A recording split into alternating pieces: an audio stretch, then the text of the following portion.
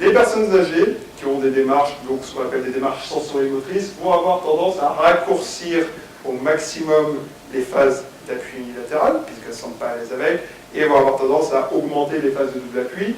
Donc pour faire ça, vont réduire la cadence, vont réduire la vitesse de marche et vont réduire la longueur de leurs jambes. Sachant que la course, c'est quand vous n'avez plus de phase de double appui, c'est-à-dire que vous faites des phases d'envolée en atterrissant d'une jambe à l'autre. Donc, alors ça c'est ce qu'il y avait tout à l'heure, donc la migration donc, du centre des pressions. Donc une démarche physiologique, ça se passe à peu près comme ça. C'est pour ça que vous utilisez tous vos talons de manière postéro-externe, c'est-à-dire que vous frappez de la partie extérieure du pied et vous allez dérouler le pied en faisant de la flexion plantaire et de la pronation du pied pour essayer au maximum de prendre appui sous la première tête métatarsienne et le gros orteil pour vous propulser correctement. À l'inverse, vous avez une démarche vagisante, ce qu'on retrouve dans un pied valgus ou un pied plat, où le pied s'effondre beaucoup trop vers l'intérieur, et donc avec une ligne de charge qui est très déchelée vers l'intérieur. À l'inverse, une démarche varisante, c'est qu'on retrouve très fréquemment dans des pieds creux, et notamment dans des pieds qui ont eu des antécédents traumatiques au niveau de la cheville, qui est en sens serraillère, ce qu'on appelle un varus. Et on se retrouve avec une démarche varisante, avec la ligne de pression qui a tendance à passer par la cinquième tête métatarsienne et qui se termine sous les têtes métatarsiennes moyennes lors de la phase propulsive.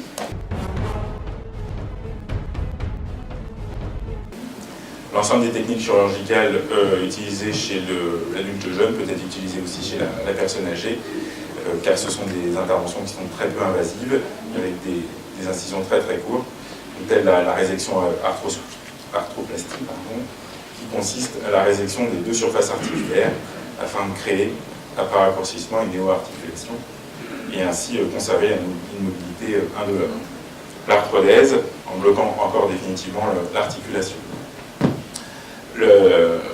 Ces deux techniques ne nécessitent pas l'immobilisation en post-opératoire. On peut utiliser la technique, l'ostéotomie de Weil, afin de raccourcir le premier métatarse, lorsque c'est sa longueur qui est incriminée et qui est responsable de la griffe. Ce type de technique nécessite une immobilisation post-opératoire.